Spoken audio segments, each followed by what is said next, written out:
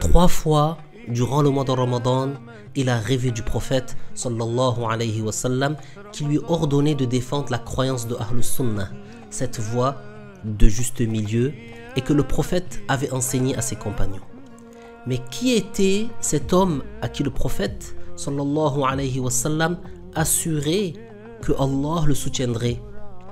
Cet homme, c'est l'imam Abul Hassan al-Ash'ari.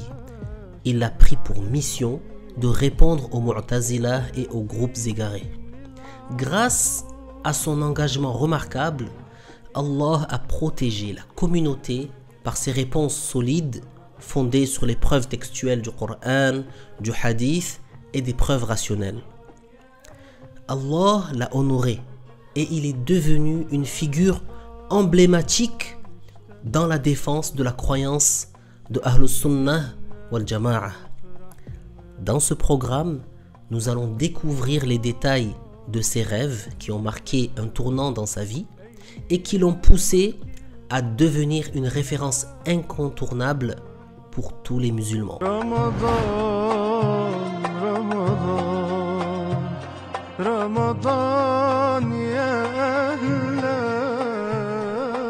Assalamu alaikum, bienvenue à tous.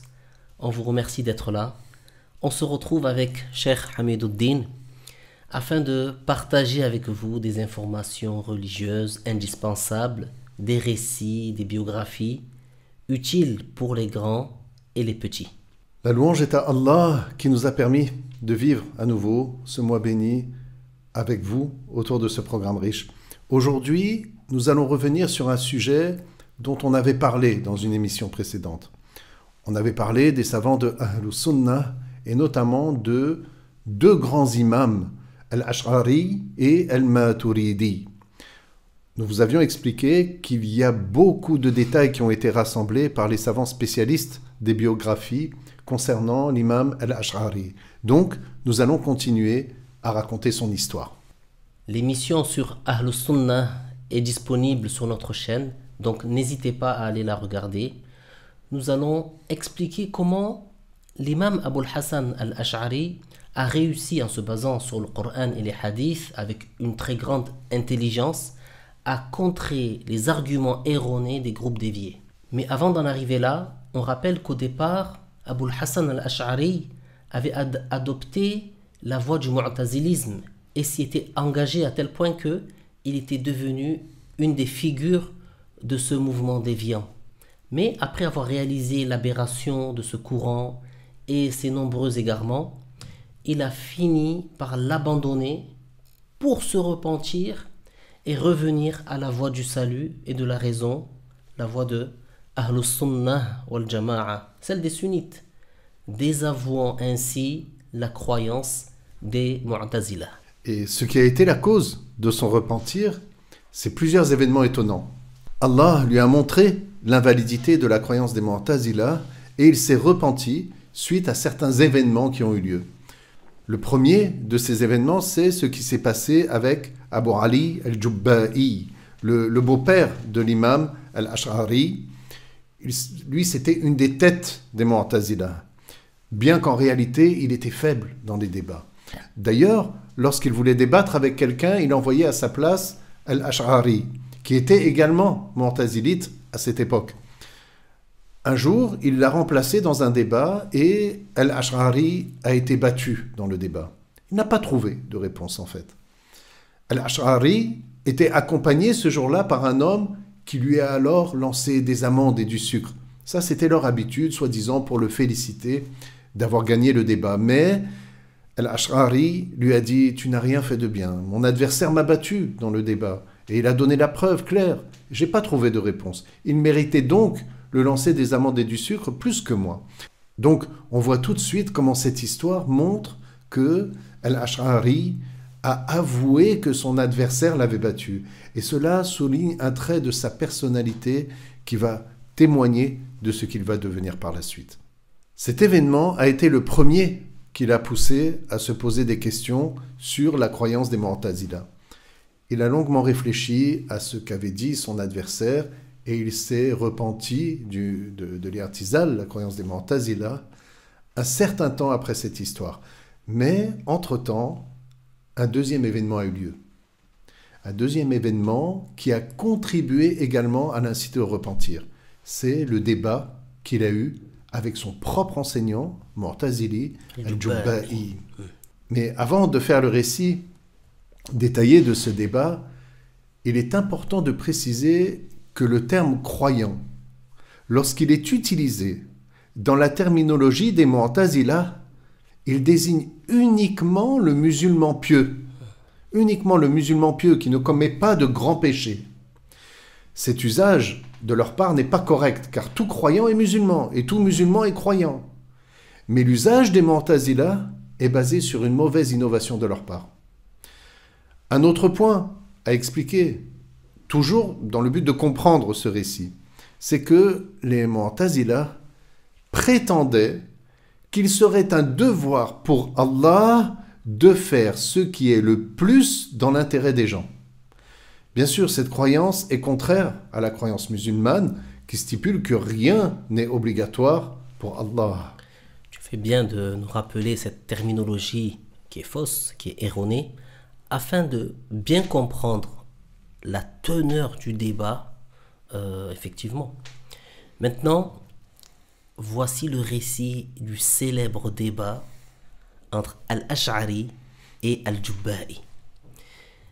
L'imam Al-Ash'ari a posé à Al-Jubba'i la question suivante. Que dis-tu de 3 personnes, un croyant, un mécréant et un enfant? C'est-à-dire, que se passera-t-il dans l'au-delà avec ces 3 personnes qui sont mortes dans cet état?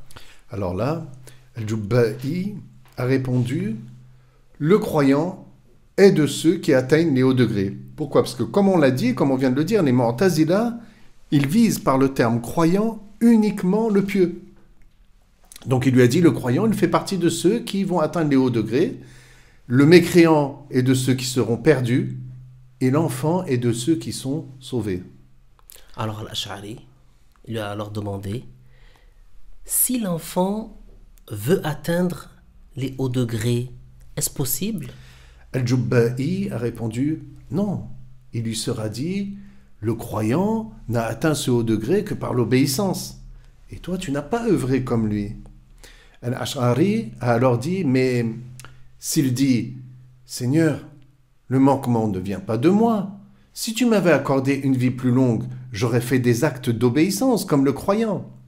Et comme les Mu'tazila avaient pour croyance que Allah doit faire ce qui est le plus dans l'intérêt des gens, Al-Jubba'i a répondu, et ça, conformément à sa croyance, il a dit, Allah lui dira, je savais que si tu étais resté en vie, tu aurais désobéi et aurais été puni. Alors j'ai préservé ton intérêt et je t'ai fait mourir avant que tu ne deviennes responsable. J'espère que vous suivez bien donc, cette discussion entre Al-Jubba'i et Al-Ash'ari.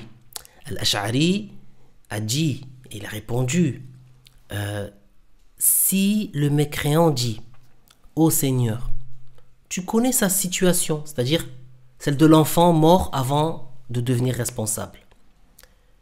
Tu connais sa situation, comme tu connais la mienne.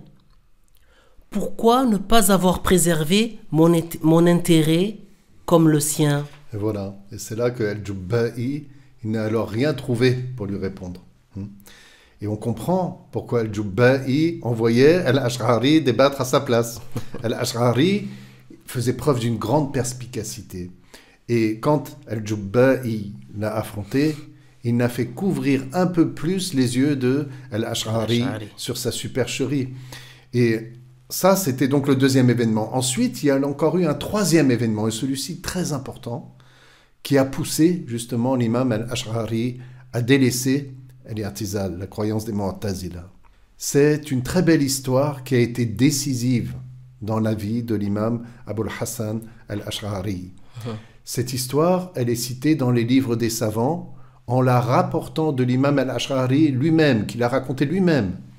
Durant le mois de Ramadan, subhanallah, durant le mois de Ramadan, Al-Ash'ari a fait des rêves qui allaient bouleverser sa vie. Alors qu'il était endormi, pendant les 10 premières nuits du mois de Ramadan, il a vu dans le rêve le prophète sallallahu alayhi wa sallam. Il a vu dans le rêve le prophète Mohammed alayhi salam qui lui a ordonné de soutenir les croyances qui ont été rapportées de lui, c'est-à-dire du prophète alayhi salam, et qu'il prenne en compte les hadiths authentiques, sahih, rapportés par les savants du hadith, confirmant la vision de Allah sans comment et sans direction dans l'au-delà, car elles sont la vérité. Je rappelle juste que les Mu'tazila interprétaient les textes abusivement et justement niaient la vision de Allah dans l'au-delà. Mais revenons à notre histoire. Al-Ash'ari a dit au prophète, sallallahu alayhi wa sallam, toujours dans le rêve bien sûr, que ce qui l'empêche de prendre ces hadiths selon leur sens apparent, ce sont des preuves rationnelles. Et c'est pour cela qu'il les a interprétés par un sens autre que le sens apparent. Il a dit également au prophète, sallallahu alayhi wa sallam, que les preuves présentées par les savants sunnites de l'époque pour confirmer que Allah sera vu dans l'au-delà n'étaient pas vraiment des preuves, mais des paroles confuses et des ambiguïtés. Subhanallah. Le prophète, alayhi salam, lui a alors dit de bien y réfléchir et qu'elles n'étaient pas du tout des confusions et des ambiguïtés, mais bel et bien des preuves catégoriques. Il s'est réveillé brusquement de son sommeil, pris de peur. Il s'est mis à réfléchir. Il a réfléchi à ce que le prophète, sallallahu alayhi wa sallam, lui avait dit. Il a trouvé qu'effectivement, les arguments avancés par les savants sunnites étaient bel et bien des preuves catégoriques. Et là, les arguments des savants sunnites étaient devenus plus forts chez lui que ceux des Mu'tazila. Mais suite à cela, il n'a rien montré aux gens. Puis il a fait un deuxième rêve. Cette fois-ci, dans le deuxième tiers du mois de Ramadan. Il a vu le prophète sallallahu alayhi wa sallam dans le rêve qui lui a demandé de réfléchir attentivement aux autres croyances des groupes déviés pour montrer l'invalidité de leurs arguments sur ces sujets-là. Quand il s'est réveillé, il a regroupé les livres des Mu'tazila et de leurs semblables, il les a mis de côté et il s'est mis à étudier le Coran et le hadith, tout en réfléchissant aux croyances des groupes déviés par obéissance à l'ordre du prophète sallallahu alayhi wa sallam. Sallallahu alayhi wa sallam. Que Allah Ta'ala nous accorde de voir le prophète dans le rêve. Subhanallah. Puis il a fait un troisième rêve. Cette fois-ci pendant le dernier tiers de Ramadan. Il a vu de nouveau dans le rêve le prophète sallallahu alayhi wa sallam, mais cette fois n'avait pas l'air content. Et il lui a dit: qu'as-tu fait à propos de ce que je t'ai demandé? Il lui a répondu qu'il n'avait pas arrêté de réfléchir aux croyances des groupes déviés, celle-là même que le prophète sallallahu alayhi wa sallam lui avait demandé de réfuter, mais qu'il avait totalement délaissé la science du kalam, que ce soit le kalam des Mu'tazila ou le kalam des sunnites. Le prophète sallallahu alayhi wa sallam lui a demandé: qui lui a dit de délaisser le kalam? Et le prophète sallallahu alayhi wa sallam lui a ordonné de composer des ouvrages pour défendre la croyance de Ahlus Sunnah qui est rapportée du prophète sallallahu alayhi wa sallam. Il lui a demandé de fournir un grand effort pour cela et l'a informé que Dieu l'aidera en cela. Al-Ash'ari a dit: je me suis réveillé et je me suis mis à écrire. Je me suis mis à écrire pour défendre la croyance sunnite et je trouvais très rapidement les répliques aux faux arguments avancés par les adversaires, même si j'entendais ces faux arguments pour la première fois. Il a dit: je me suis alors dit que cela était par l'aide de Allah que le prophète sallallahu alayhi wa sallam m'avait annoncé. Il a rêvé du prophète sallallahu alayhi wa sallam à 3 reprises durant le mois de Ramadan, durant le meilleur des mois. Il a fait ses rêves magnifiques et non seulement il a rêvé du prophète, mais en plus le prophète lui-même lui a expliqué le chemin à suivre. Et après ses rêves, il est resté 1 mois en retraite chez lui, puis il est sorti à la mosquée de Bassora le vendredi et il est monté sur le mimbar ou sur une chaise pour qu'on le voie en fait, et il a dit du plus haut de sa voix: celui qui m'a reconnu, il m'a reconnu, et celui qui ne m'a pas reconnu, je suis un tel, fils de un tel. Je disais le Coran est créé, c'est-à-dire que il niait l'attribut de la parole, comme c'était le cas de la croyance des Mu'tazila. Et que Allah ne peut être vu par les yeux, et que les actes de mal, c'est moi qui les crée. Et je m'en repens. Et je suis résolu à répliquer aux Mu'tazila et à démasquer leurs défauts et leurs idées scandaleuses, et je rejette leurs croyances, tout comme j'abandonne ce vêtement. Et là d'ailleurs, il a retiré son vêtement et il l'a jeté pour montrer justement qu'il abandonnait complètement leurs mauvaises croyances. Suite à cela, il s'est mis à composer des livres que les savants sunnites ont totalement acceptés. Ils ont alors dit ouvertement qu'ils sont d'accord avec la croyance qui était citée dans ces livres, et ils ont reconnu le haut degré de Al-Ash'ari dans la science et l'ont considéré dès lors comme leur imam, à tel point que la croyance sunnite était appelée la croyance ash'arite, tellement l'imam Al-Ash'ari, puis par la suite ses élèves, ont fourni des efforts pour défendre la croyance sunnite. Alors qu'en réalité, il n'était ni le fondateur de cette science, ni le seul à l'avoir abordée. Mais sa contribution majeure était de développer largement les arguments rationnels et textuels qui soutiennent la croyance sunnite et de la défendre avec force. Et c'est pour cela qu'on a appelé la croyance sunnite la croyance ash'arite. Regardez comment Allah Azza wa Jal, celui qui est exempt de toute imperfection, a fait changer l'état de cet homme et l'a guidé vers le bien. Il était une figure des Mu'tazila, puis il a répliqué aux Mu'tazila et à d'autres groupes aussi.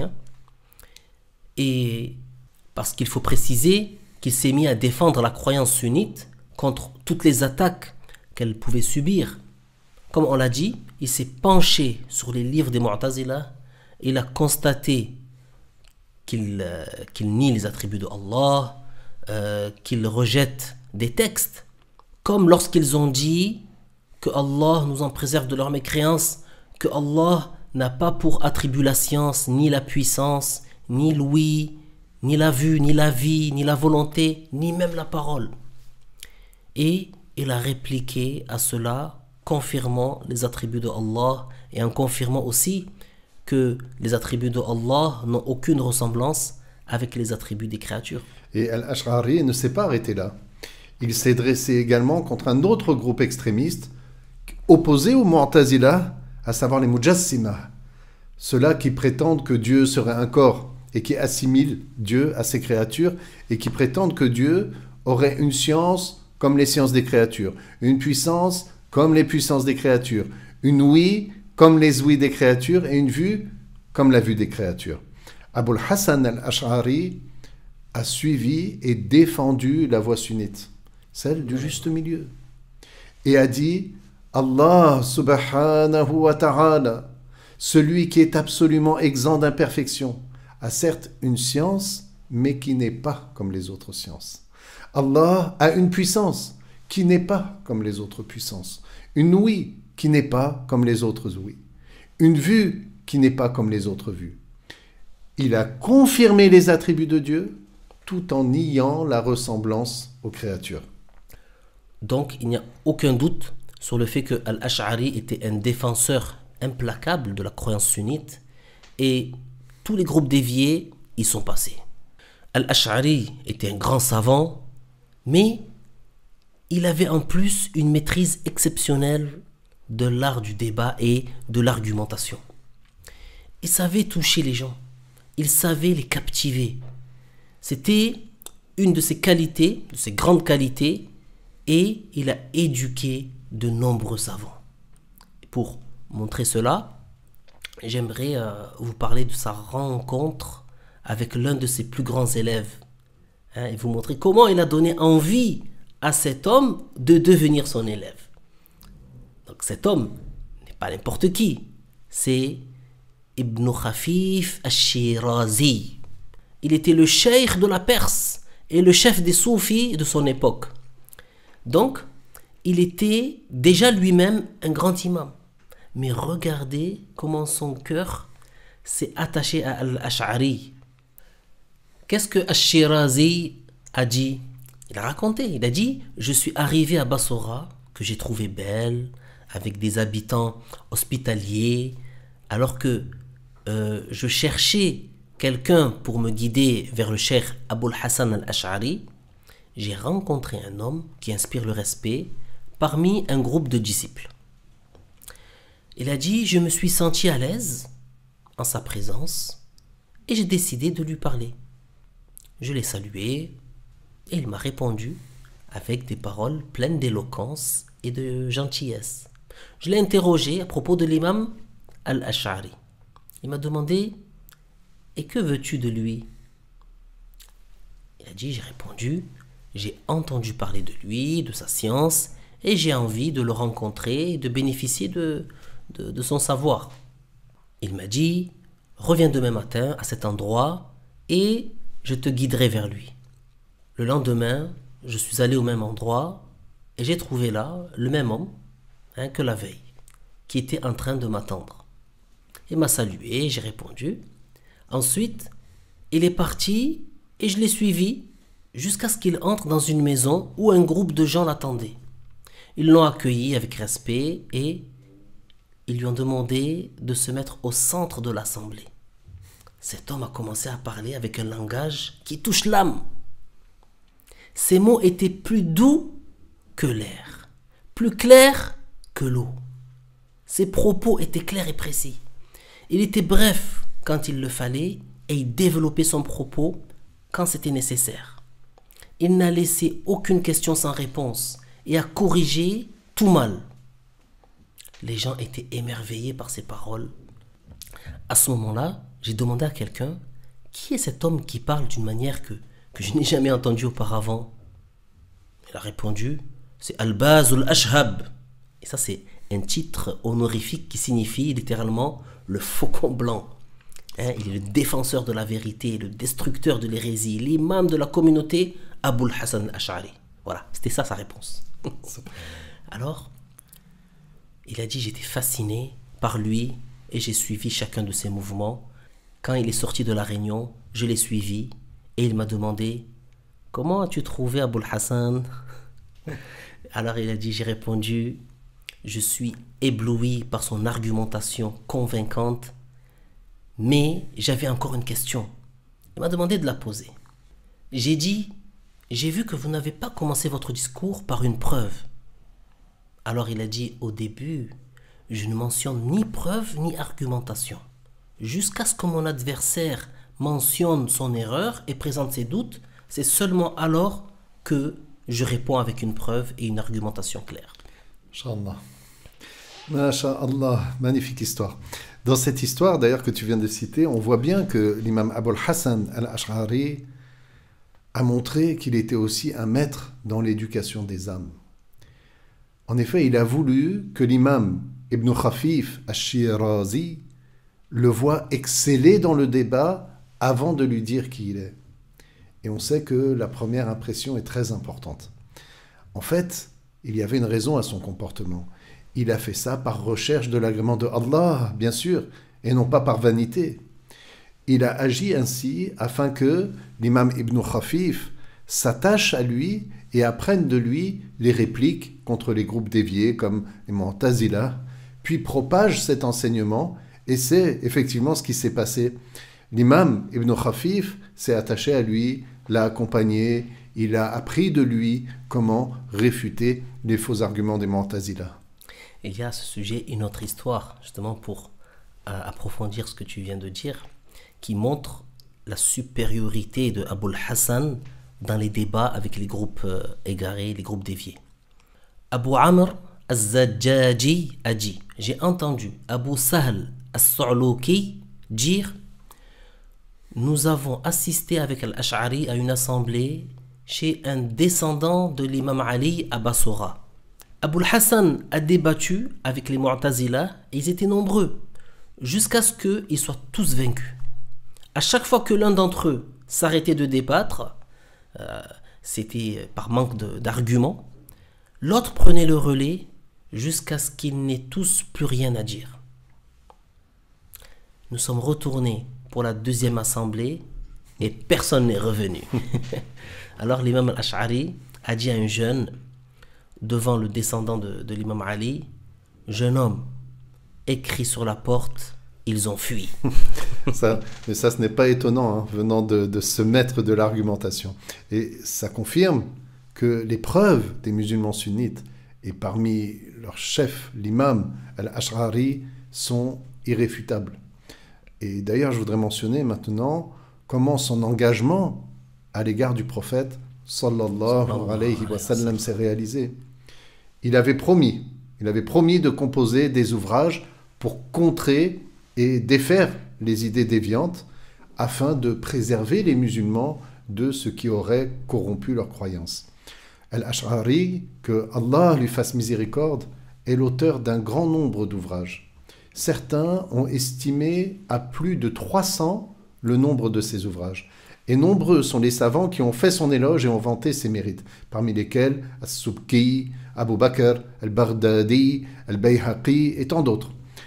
Ces explications pour défendre la croyance de Ahlus Sunnah wal Jama'a et réfuter les paroles et déviances de divers groupes égarés, tels que les Mu'tazila, les Jahmiya, les Khawarij, sont devenus des références qui ont permis de consolider les écrits de ses prédécesseurs parmi les grands imams comme Abu Hanifa, Malik, Ash-Shafi'i et Ahmed ibn Hanbal. On ne peut pas consacrer une émission à un tel savant, maître de l'argumentation, de l'éloquence, de la science du kalam, sans citer quelques-unes de ses paroles. Bien sûr.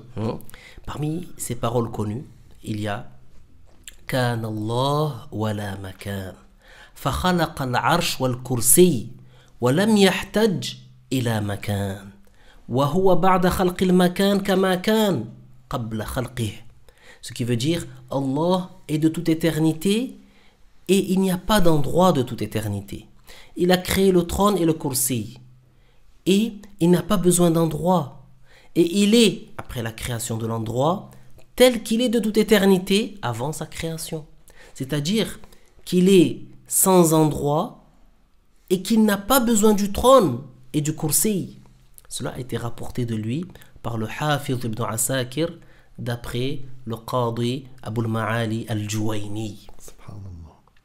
Et toujours concernant la croyance en Dieu, l'imam al-Ash'ari a dit « Man ya'taqada anna Allah jismun fahuwa ghayru 'arifin bi rabbih wa innahu kafirun bih » Ce qui veut dire celui qui a pour croyance que Dieu serait un corps, il n'a pas connu son Seigneur et il est mécréant en lui. Et il a insisté sur les priorités dans l'apprentissage. Qu'est-ce qu'il a dit à ce sujet? Il a dit « Awwalu ma yajibu ala al-'abd al-'ilmu billah wa rasulihi wa dinih » qui veut dire le premier devoir qui incombe à l'esclave, c'est de connaître Dieu, son messager et la religion agréée par Allah. Cela signifie qu'il est un devoir d'apprendre la science de la croyance d'abord, et le premier devoir qui t'incombe, c'est de connaître Allah. Premier devoir, c'est vrai. Il a laissé un héritage immense aux savants qui l'ont suivi, ainsi qu'à nous-mêmes. Nous, les gens de Ahlus Sunnah wal Jama'a, de cette époque, profitons encore de ces enseignements. Il n'est pas venu avec une croyance nouvelle. Il a défendu la croyance du prophète, sallallahu alayhi wa sallam, avec ardeur. Celle sur laquelle nous sommes aujourd'hui par la grâce de Allah, comme en ont attesté de nombreux savants. D'ailleurs, des milliers et des milliers de savants musulmans ont accepté et adopté les arguments de Al-Ash'ari pour défendre la croyance musulmane. Donc, de nos jours, les savants hanafites sont maturidites et les malikites sont ash'arites, les shafi'ites sont ash'arites, les hanbalites sont aussi ash'arites. Donc, les musulmans sunnites sont donc soit ash'arites, comme les musulmans du Maghreb, d'Afrique, du Moyen-Orient, du Yémen, d'Indonésie et beaucoup d'autres. Soit ils sont maturidites, comme les musulmans de Turquie, d'Inde, d'Ouzbékistan et d'autres contrées en Transoxiane, situées au-delà du fleuve Jayhoun, appelé aujourd'hui Amudarya, et beaucoup d'autres. Donc, les musulmans sunnites, dit Ahlus Sunnah, se rapportent à ces deux imams. Au point qu'on dit de Ahlus Sunnah qu'ils sont soit ash'arites, soit maturidites. La réalité observable en témoigne. C'est un état de fait. Si quelqu'un cherchait à vérifier cette réalité en listant les savants de la communauté spécialisés dans les différentes sciences musulmanes, depuis l'époque de ces deux imams jusqu'à la nôtre, eh bien, il se rendrait compte que tous ces savants sont soit ash'arites, soit maturidites. Et la louange est à Allah pour cela. Alhamdulillah. En conclusion, la vie de Al-Ash'ari nous enseigne une leçon précieuse, l'importance de rechercher la vérité pour préserver notre croyance face aux idées déviantes des Mu'tazila et des autres groupes déviés. Il a été une figure centrale, fervent défenseur des principes fondamentaux de l'islam tels que ils ont été transmis par le prophète sallallahu alayhi wa sallam à ses compagnons. Il a su, à travers son travail d'argumentation, influencer et structurer la pensée islamique jusqu'à aujourd'hui. Cet homme a consacré sa vie à préserver la croyance des Ahlus Sunnah wal Jama'a. Cette même croyance sur laquelle nous sommes aujourd'hui, son parcours et ses efforts devrait nous inspirer à nous engager également à redoubler d'efforts pour défendre cette croyance, afin de préserver ce précieux héritage. Que Allah Ta'ala agrée votre jeûne et vos actes de bien. Wassalamu alaykum wa rahmatullahi ta'ala wa barakatuh. Ramadan